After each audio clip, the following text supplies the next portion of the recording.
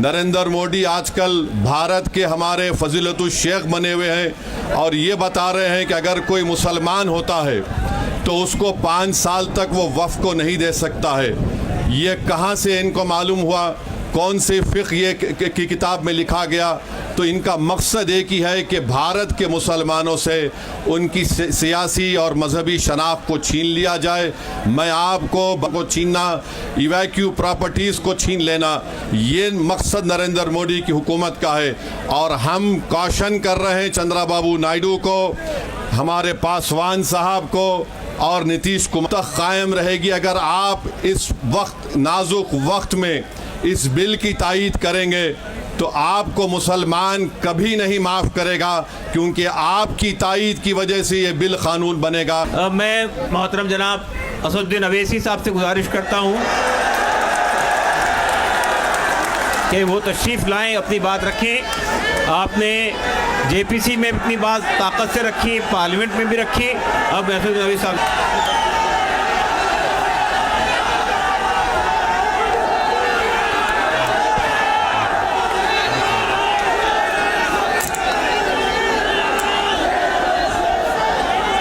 बिस्मिल्लाहिर्रहमानिर्रहीम।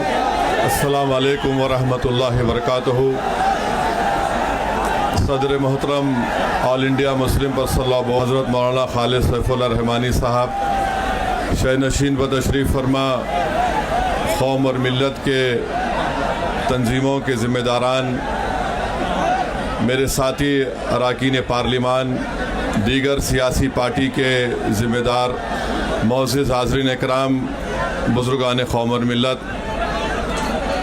मैं सिर्फ आपके सामने ये अर्ज़ करना चाह रहा हूँ कि नरेंद्र मोदी की हुकूमत वक्फ बिल को लाकर क़ानून बनाने की जो कोशिशें कर रही है, उनका मकसद एक ही है। वज़ीर आज़म का मकसद एक ही है कि मस्जिद और मंदिर के नाम पर आवाम हमेशा लड़ते रहे, और उस बिल का मकसद ये नहीं है कि वक्फ की जायदादों को मजबूत किया जाए। आप ख़ुद अंदाज़ा लगाइए कि हिंदू धर्म के एक बहुत बड़े ज्यूरिस्ट हैं BK मुखर्जी की किताब में लिखा गया कि हिंदू धर्म में बाय कस्टम बाय यूसेज वो मंदिर की जायदाद बन सकती है। तो नरेंद्र मोदी वक्फ बाय यूज़र को इस तरह से ख़त्म कर रहे हैं कि अगर कोई डिस्प्यूट होगा या गवर्नमेंट प्रॉपर्टी होगी तो वक्फ बाय यूज़र नहीं रहेगा। दिल्ली में 123 वक्फ की जायदादें हैं जिस पर मरकज़ी हुकूमत का कि ये गवर्नमेंट की प्रॉपर्टी है। कलेक्टर को इख्तियार देने का मतलब यही है कि कलेक्टर हुकूमत के हक़ में फ़ैसला देगा।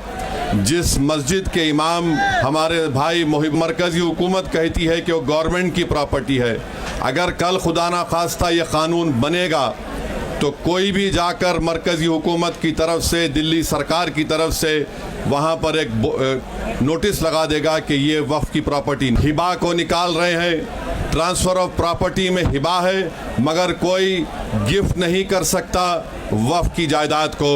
नरेंद्र मोदी आजकल भारत के हमारे फजीलतुल शेख बने हुए हैं और ये बता रहे हैं कि अगर कोई मुसलमान होता है तो उसको 5 साल तक वो वक्फ को नहीं दे सकता है। ये कहाँ से इनको मालूम हुआ, कौन से फ़िक़्ह ये की किताब में लिखा गया?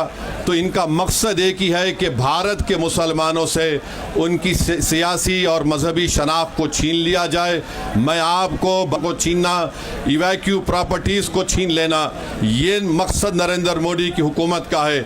और हम कॉशन कर रहे हैं चंद्रबाबू नायडू को, हमारे पासवान साहब को और नीतीश कुमार कायम रहेगी। अगर आप इस वक्त नाजुक वक्त में इस बिल की तायीद करेंगे तो आपको मुसलमान कभी नहीं माफ़ करेगा, क्योंकि आपकी तायीद की वजह से ये बिल कानून बनेगा। इसलिए हम उनसे भी कह रहे हैं कि आप इस गैर अनकॉन्स्टिट्यूशनल बिल की तायीद मत करिए। हमारा मुतालबा सिर्फ यही है, अगर हिंदू धर्म की प्रॉपर्टीज़ में, मंदिरों में, सिखों के गुरुद्वारा में कोई गैर सिख या गैर हिंदू मेंबर नहीं बन सकता तो मुसलमान के इस वक्त में क्यों बन सकता है। तो ये तमाम चीज़ें हैं, हम उम्मीद करते हैं कि हुकूमत इसका नोटिस लेगी। अगर नरेंद्र मोदी इस मुल्क के अमन को ख़राब करना चाहती हैं, वो मस्जिदों और मंदिरों के झगड़ों में जारी होगी।